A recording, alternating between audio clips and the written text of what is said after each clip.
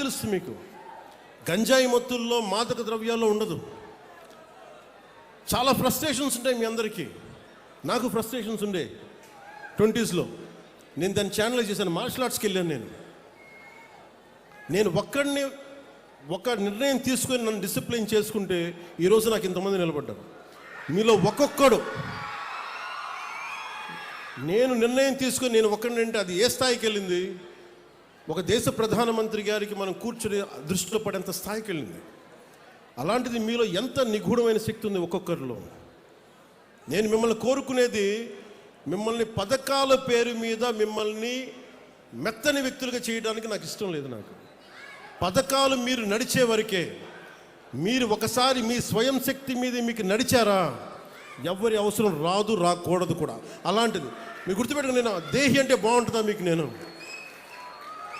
అవసరం ఒకసారి అడుగుతామో, కానీ రోజు దేహి దేహి అంటే ఒకరోజు ఇస్తారు, 2 సంవత్సరాలు ఇస్తారు, 3 సంవత్సరాలు ఇవ్వకపోతే ఏం చేస్తాం మనం? అందుకని నేను కోరుకుంటుంది ఏంటంటే, భవిష్యత్తులో నిజమైన అభివృద్ధి భారతదేశానికి, ఇది ఒక ఆంధ్రప్రదేశ్కే కాదు. ఉదాహరణకి నేను వెళ్ళి మన మంత్రివర్గం అందరితో మీటింగ్ చేశాను.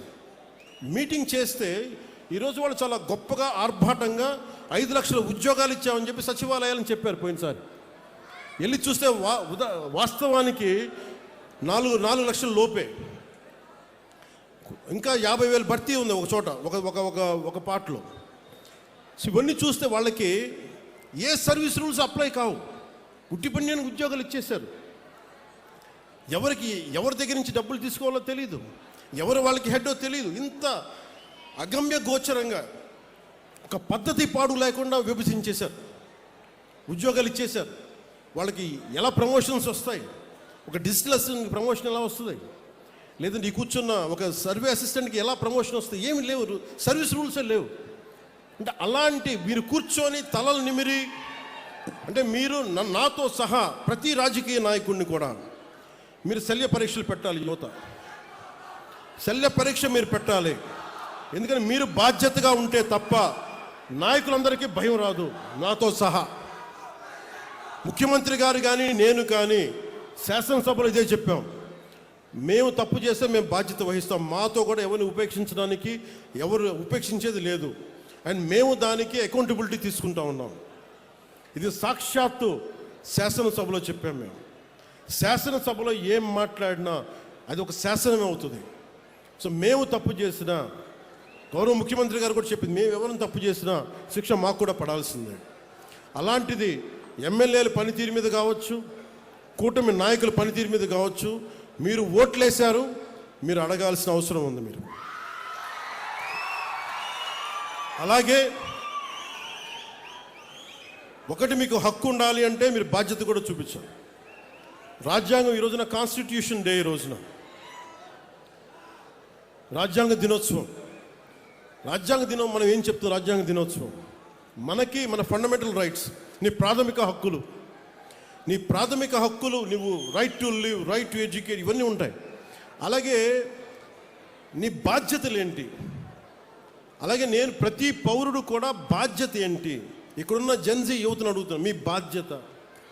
సమాజం పట్ల మీకు బాధ్యత ఉంది, దేశం పట్ల మీకు బాధ్యత ఉంది, ఈ సంస్కృతి పట్ల మీకు బాధ్యత ఉంది. ఇవన్నీ మీరు నిర్వర్తించగలిగితే మీకు అప్పుడు హక్కు వస్తుంది. మీరు నిలబడితే ఇంకొక నిలదీసే హక్కు మీకు వస్తుంది. ఈ రోజున, ఈ రాజ్యాంగ దినోత్సవం రోజున ఒకటే ఒక సందేశం నాది. మీరు నిలబడితే, మీరు మీ ఆశయాలకి మీరు నిలబడి మీ బాధ్యతల్ని మీరు నిర్వర్తిస్తే, ప్రతి ఒక్క పొలిటికల్ వ్యవస్థలో ఉండే ప్రతి ఒక్కరిని, వార్డు మెంబర్ దగ్గర నుంచి ఎంత పెద్ద స్థాయి నాయకుడి దగ్గరికైనా సరే నిలదీసే హక్కు మీకు వస్తుంది. అది మర్చిపోకండి. ఇది నేను ఎందుకు ఇంత ధైర్యంగా చెప్తున్నాం మేమందరం కుటుంబ ప్రభుత్వం తరపున అంటే, మేము ఈ దేశం బాగుండాలి. ముఖ్యమంత్రి గారు కూడా పదే చెప్తుంది, అసలు మనకి ఎవరన్నా డబ్బున్న వాళ్ళని కొంతమంది దత్తత తీసుకోండి. దత్తత తీసుకొని వాళ్ళకి ఎంటర్ప్రెన్యూర్స్, కుటుంబాల నుంచి ఒక ఎంటర్ప్రెన్యూర్ కావాలి ఆయన కోరిక. సో అలాగా అంటే ఇది చాలామంది కలిసికట్టు రావాలి సమాజ నిర్మాణానికి. అందుకని మీరు కూడా ఈ నిర్మాణంలో భాగస్వామ్యం తీసుకోండి. నేను మళ్ళీ 14 రోజుల తర్వాత మళ్ళీ రాజోలు వస్తాను. నేనేం చెప్పాను అధికారులకి,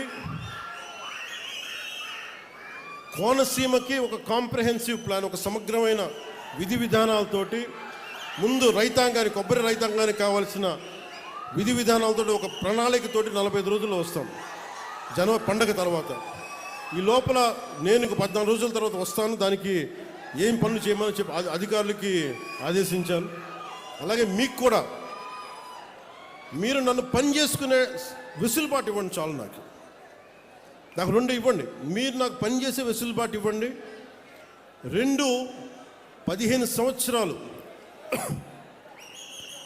ఒక కొబ్బరి చెట్టును కాపాడుకుంటే అది ఇంటికి పెద్ద కొడుకు అంటారు. కూటమి ప్రభుత్వాన్ని ఒక పెద్ద కొడుకులా కాపాడండి మీరు. ఈ పెద్ద కొడుకుని మీరు కాపాడితే పెద్ద కొడుకు మీకు భవిష్యత్తు ఇస్తారు. ఇది రాజోలు తాగదు, కోనసీమ తాగదు, ఆంధ్రప్రదేశ్ తాగదు, దేశంకి వెళ్తుంది. మీరు అంటే అదే చెప్తున్నాను, రాజోల్ నుంచి మొదలైన ప్రయాణం పైదాకా వెళ్ళాలి. మీ చేతుల్లో ఉన్నది. నాకు ఇవ్వగలిగేదల్లా, నేను మిమ్మల్ని నమ్మాను, మీకోసం నిలబడతాను. నేను అద్భుతాలు రాత్రికి రాత్రి చేస్తానని చెప్పను. రోడ్లు రాత్రి వేయలేం, కానీ మీకోసం నిలబడతాం. మీకు ఏదైనా సమస్య ఉంటే మీరు పాలు పంచుకోవాలంటే నన్ను పవన్ కళ్యాణ్ అవసరం లేని స్థాయిలో దేశం ఉండాలి. పవన్ కళ్యాణ్ అవసరం లేని స్థాయిలో రాజోలు ఉండాలి. నేను వస్తేనే సమస్య తీరుద్దంటే తప్పు కదా. వ్యక్తి సెంట్రిక్, పర్సనల్ సెంట్రిక్ డెమోక్రసీ అయిపోయింది, dangerous. It should be citizen centric democracy. అక్కడున్న ఆడబిడ్డ ఆడపిల్ల నాకు పని అవ్వట్లేదంటే మీరు ధైర్యం వెళ్తే మీరు గొంతు తెరిస్తే పని అయిపోవాలి మీకు. అది కదా మీకు రాజ్యాంగం ఇచ్చింది. దానికోసం పవన్ కళ్యాణ్ కోసం వెయిట్ చేయకర్లా, ఇంకో అధికారి కోసం వెయిట్ చేయకర్లా, ఇంకో మంత్రి కోసం వెయిట్ చేయకర్లా. ఎప్పుడైతే ప్రజలు చాలా బలంగా ఉంటారో నాయకులకి భయం వేస్తుంది. You have to become an vote bank. చూడండి, గత ప్రభుత్వం మళ్ళీ ఏం మాట్లాడుతున్నారు, మేము భవిష్యత్తులో ఇవి చేస్తాం ఉన్నారు. మీకు 5 సంవత్సరాల సమయం ఇస్తేనే మీరు ఏం చేయలేకపోయారు. రాష్ట్రాన్ని ఇంత అస్తవ్యస్తంగా చేశారు. ఇంకొకసారి మీరు వస్తే ఏం జరుగుద్ది? అదే వద్దని చెప్పి మేము ప్రజలు పక్కన పెట్టారు. ఈ రోజుకి వాళ్ళు తీరుతేనే మార్చుకోవట్లేదు. చాలా తక్కువ సార్లు గత ప్రభుత్వం గురించి మాట్లాడతాం. వాళ్ళు ఈ రోజుకి వాళ్ళ బూతులు మారట్లేదు, వాళ్ళ బుద్ధులు మారట్లేదు. నేను ఇంకా మీరు సామాజిక మాధ్యమాల్లో తిడుతూనే ఉన్నారు. మళ్ళీ ఇంకొకసారి హెచ్చరిస్తున్నా. పిఠాపురంలో ఒకసారి చెప్పాను మీకు, మళ్ళీ మీరు కూర్చొని పాత పద్ధతిలో గనక మళ్ళీ నాయకులు మళ్ళీ మీరు పిచ్చి ప్రలాపనలు చేస్తే పర్యవసానాలు చాలా తీవ్రంగా ఉంటాయి, గుర్తుపెట్టుకోండి.